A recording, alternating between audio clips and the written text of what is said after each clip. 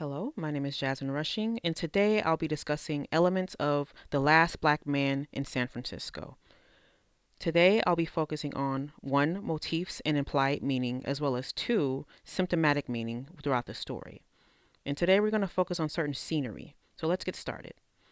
For starters, motifs in the story imply certain meaning, and that meaning is how limited black space is affected by gentrification growing in San Francisco. The director uses a lot of strategy when it comes to setting up the shots in this film because he's using this as a way to capture a motif or a pattern.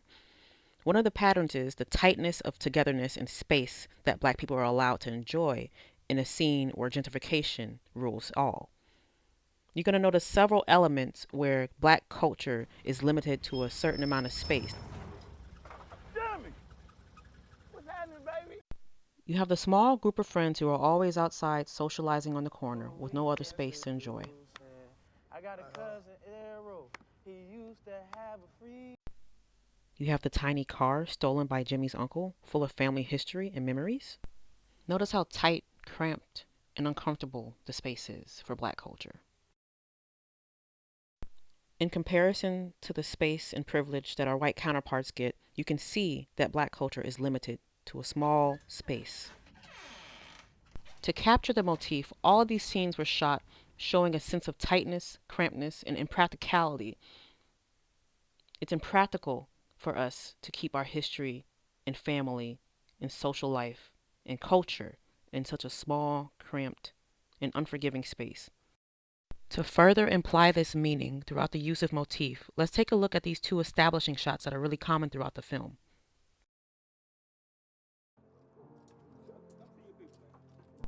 These short sidewalk journeys that Jimmy often takes, you'll see in the background different classes of black men and women. The backgrounds of these short sidewalk journeys and short trips encompass a lot of black culture in one brief short instance. The limited use of space and small allowances that black people get to enjoy culturally are used throughout the film via motifs to showcase and imply that gentrification is pushing us out. The motif of small and limited black cultural space also serves as a grand comparison when compared to the luxuries and escapes that black culture is forbidden to adhere to. Next, we're going to explore how certain elements throughout the film shape the symptomatic meaning, primarily hypermasculinity.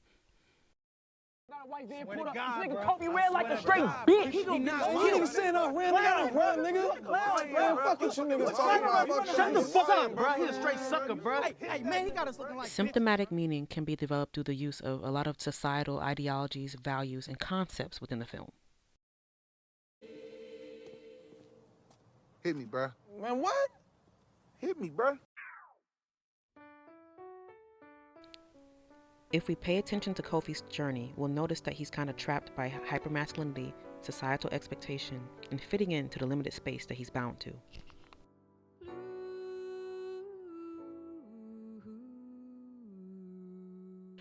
During this hypermasculine encounter with Kofi's friends, you can hear some non-diegetic music playing, showcasing how he's sad, disengaged, and unaware of what to do next. He doesn't want to have a physical encounter with his friend, but because society tells him to, he feels pressured. Hit that nigga, bruh. Being forced to be manly and confrontational with his brothers makes him sad, disengaged, and wants something different in life. Ironically, you can see the true happiness in Kofi when he's around a secluded group of friends where he can be his true natural self. And ironically, this type of engagement is seen as feminine and weak in a hypermasculine view. Sitting together shirtless with a group of friends in a sauna. Or crying on your friend's shoulder over a loved one who just died. These are all traits seen as feminine in a hypermasculine view, and this movie challenges this by showing the negative effects of trapped, limited, hypermasculine space for black men.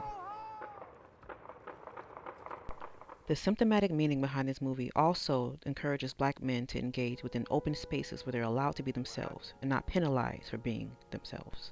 And by honing in on how gentrification is limiting those spaces for black men, What the fuck happened? Got shot. the director delivers a clear message on where the issue lies.